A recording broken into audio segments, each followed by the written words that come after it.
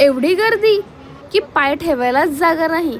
काय चाललंय ते पाहण्यासाठी शेवटपर्यंत व्हिडिओ बघायलाच लागणार। यात्रेत असं काही होईल असं कधी वाटलंही नव्हतं।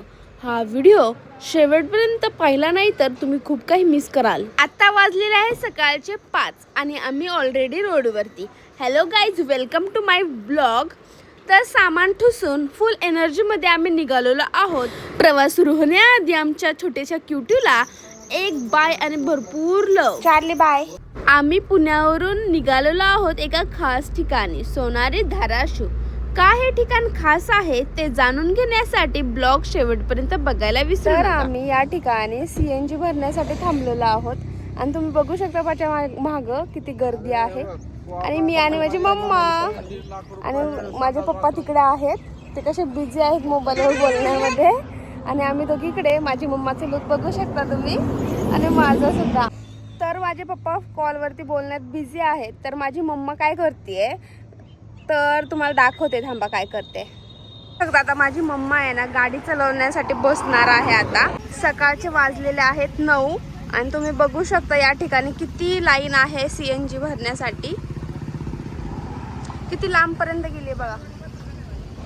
माझी दिदूबाई झोपलेली आहे, तुम्ही बघू शकता। हे बघा, दीदी झोपलेली आहे, तिला माहितीही नाही सीएनजी साठी आम्ही थांबलो या ठिकाणी, कशी झोपली आहे। तर या ठिकाणी आहे ना एवढी मोठी लाईन का लागली माहितीये का? या ठिकाणी सीएनजी वाल्या लोकांनी आहे ना विसरून गेले की त्याने रात्रीच्या वेळेस काय पासवर्ड टाकला होता, त्यामुळे आम्हाला या ठिकाणी एवढ्या वेळ थांबावं लागलं। फायनली आपल्याला 30 ते 40 मिनिटांनंतर सीएनजी भेटलेली आहे आणि आता आपण निघणार आहोत सोनारीच्या मार्गी। फायनली आपण पोहोचलेलो आहोत सोनारी धाराशिव मध्ये आणि इथली वाईब आहे ना शब्दात सांगणं अवघड आहे। सगळीकडे गुलालाचं रंगलेलं जग आहे। प्रवेशद्वारातून पाऊल टाकताच एकदम रंगाची उधळण दिसते। इथे आम्ही घेतला आहे खोबरा आणि गुलाल, जे मंदिरात उधळायचं असतं। ही इथली एक खास पारंपरिक पद्धत आहे। मार्केट पूर्णपणे गुलालाने रंगलेल्या आणि भक्तांची प्रचंड गर्दी दिसत आहे या ठिकाणी। आणि मग आम्ही मुख्य द्वारातून आत आलो।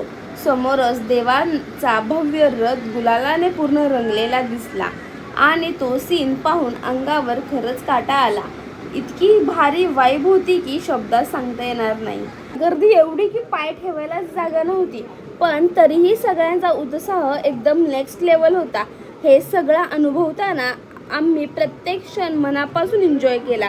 खरंच अशी यात्रा आयुष्यात एकदा तरी अनुभवायला हवी। तर बघा, आता आम्ही इथे पूर्णपणे गुलालाने भरून गेलेलो आहोत। डोक्यापासून पायापर्यंत पूर्ण गुलाबी झालेलो आहोत। ओळखायलाही अवघड होईल आता आम्हाला। इथलं वातावरण इतकं मस्त आहे की आपोआपच रंगात रंगून जातोय। आपण मंदिराच्या साईडला एकदम भक्तिमय वातावरणात आलेलो आहोत। इथं सगळीकडे गुलालाची उधळण चालू आहे। आम्ही पण खोबऱ्याचा वर्षाव करत आहोत। पूर्ण मंदिर लाल गुलालाने भरलेलं आहे। श्री काळभैरवनाथ मंदिर तीर्थक्षेत्र सोनारी। आणि इथली एक अशी छोटी कहाणी आहे की असं म्हणतात की काळभैरवनाथ आणि जोगेश्वरी देवी यांचं लग्न ठरलं होतं, पण काही कारणामुळे ते लग्न पूर्ण होऊ शकलं नाही। तर फायनली तो मुवमेंट आलेला आहे ज्याची आपण सगळे वाट पाहत होतो। आता इथे रथ सोहळा सुरू होणार आहे। सगळ्यांकडे भक्तांची गर्दी जमलेली आहे। ढोल ताशांच्या गजरात आवाज आणि जयघोष, एकदम भन्नाट उत्साह। रथ एकदम सुंदर सजवलेला आहे। सगळे भक्त आतुरतेने वाट पाहत आहेत की रथ कधी पुढे सरतो। खरं सांगते, हा फक्त सोहळा नाही, ही एक श्रद्धा आणि एकांतेची ताकद आहे। सगळे मिळून रथ वडणार आहेत आणि देवाचा जयघोष करणार आहेत। तो फिलिंग खरंच वेगळी आहे। रथ हलायला लागला की फक्त रथच नाही तर भक्तांची सुद्धा गोंधळ सुरू होतो। चला तर मग आपण पण या रथ सोहळ्यांचा भाग बनूया। व्हिडिओ आवडला असेल तर लाईक करा, शेअर करा आणि सगळ्यात महत्त्वाचं सबस्क्राईब करायला विसरू नका। तर दर्शन करून आम्ही एका ठिकाणी जेवण्यासाठी थांबलेलो आहोत। आता आम्ही जेवण करत आहोत। खरंच खूपच भूक लागली होती, त्यामुळे मस्त वाटत आहे। जेवण झाल्यावर खूपच उन्हाळा आहे, त्यामुळे आम्ही काहीतरी थंड खाल्लं आणि थोडंसं फ्रेश झालो। त्यानंतर आम्ही इथल्या मंदिरात दर्शन करायला गेलो। तिथे तीर्थसुद्धा आहे आणि गोरक्षनाथ मंदिर आहे। खूपच शांत वातावरण आहे. दर्शन करून आता आम्ही थोड्या वेळाने निघणार आहोत घरी जाण्यासाठी. आता आम्ही गावाकडेच जायचं प्लॅन ठरवलेला आहे. तर चला तर मग आता आपण निघूयात.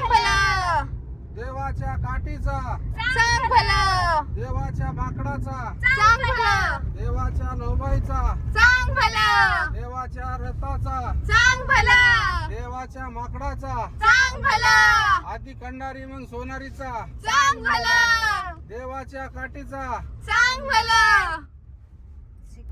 देवाच्या शिखराचा, देवाच्या नाड्याचा, देवाच्या लोबाईचा, देवाच्या तीर्थाचा, देवाच्या माकडाचा, देवाच्या तर फायनली आम्ही पोहोचलेलो आहोत आमच्या सिटीमध्ये. आता साधारण वाजलेले असतील 8. तर आम्ही मस्तपैकी हॉटेलमध्ये गेलो, तर रिलॅक्स झालो आणि जेवण्यासाठी या ठिकाणी थांबलेलो आहोत. जेवणमध्ये मी काय ऑर्डर केलं माहिती आहे का? मस्त पनीर अंगारा, शेवटी मस्त राईस आणि गरम गरम रोटी, मस्त प्लेन व्हेज पराठा. खरं सांगते सगळे जेवण एकदम टेस्टी होतं. आणि जेवणानंतर मस्तपैकी थंड आईस्क्रीम खाणार आहोत आम्ही. आजचा दिवस मस्त परफेक्ट एंड झालेला आहे. आता वाजलेले आहेत संध्याकाळची 10. तर आम्ही बाहेर जेवण करून जायचा प्लॅन ठरला आमचा, कारण घरी जाऊन कधी करणार कधी खाणार, त्यामुळे आम्ही बाहेरच खाऊन जात आहोत. तर मस्तपैकी आता आमचा डेचा एंड करणार आहोत. तर मस्तपैकी चॉकलेट आईस्क्रीम खाल्ली आणि निघालो आता गावाकडच्या दिशेने. आता पोहोचणारच आहोत आता आपण 10 मिनिटाने. तर आजचा दिवस तुम्हाला कसा वाटला, माझा ब्लॉग कसा वाटला, तुम्हाला आवडला असेल तर प्लीज माझ्या चॅनेलला सपोर्ट करा आणि अशाच नवीन नवीन व्हिडिओसाठी मला सपोर्ट करायला विसरू नका. बाय.